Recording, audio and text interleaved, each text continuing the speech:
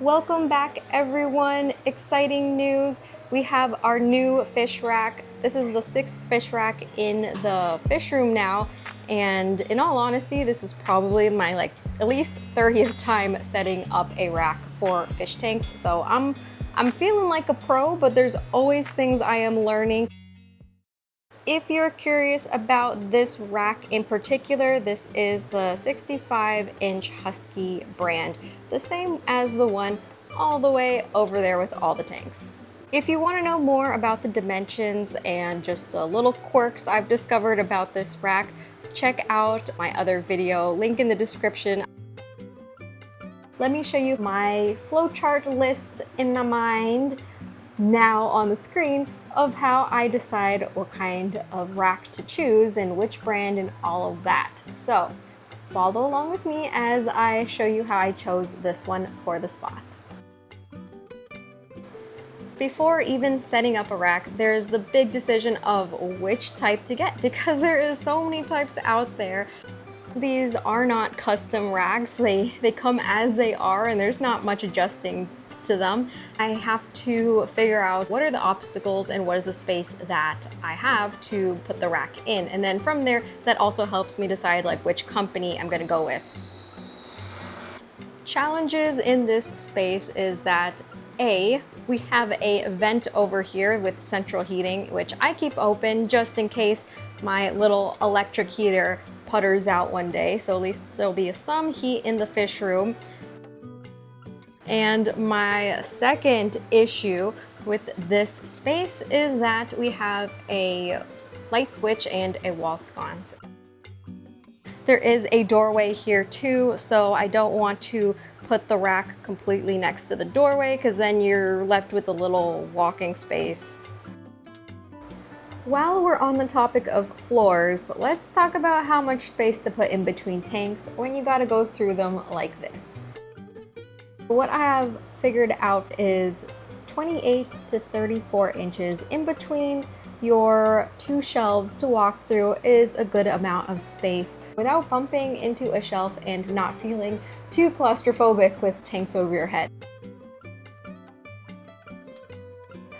Now it's time to talk about your fish. And that might be the second most hardest thing to figure out because there is so many beautiful fishies out there and some of us want to keep them all, but that is going to determine your tank size. So the hard questions, figuring out what type of fish you want to keep or what type of projects you want to do. The reason why I got this one is because as you can see, that is a 10-gallon there and it fits the 10 gallons pretty well. If you want to do racks and racks of 10 gallons like this one, you're gonna need a 24-inch deep shelf. They generally come in either 18 inches deep or 24 inches deep. So that really narrows down what type of tanks you can have. On an 18-inch deep tank like this one right here, you can easily put 5 gallons or the 5.5s, facing short way. So these are all 5.5s. Up here, we have a 20 long, and you can do a lot of your rimless tanks. There are some PDFs of the Aqueon tanks. Now, Petco doesn't sell Aqueon anymore, I believe. It's only Imaginarium. And the Imaginarium tanks are nicer in my opinion. They are slightly skinnier and taller than the Aqueon tanks, but that is by a few millimeters. Whew. Okay, the last thing I want to mention is you need to make sure that it can hold the weight. So you're looking for things like shelf weight and total max capacity for the rack itself. Those are the numbers you're looking for. In addition, if you're thinking about getting a rack just like this one, be aware that all the companies are kind of onto us and they all say not meant for aquariums. So keep that in mind. If you're getting a warranty on these things, you're basically nullifying it by putting fish tanks on it. Now let's go over the conundrum of the bottom shelf. Storage or fish tank real estate.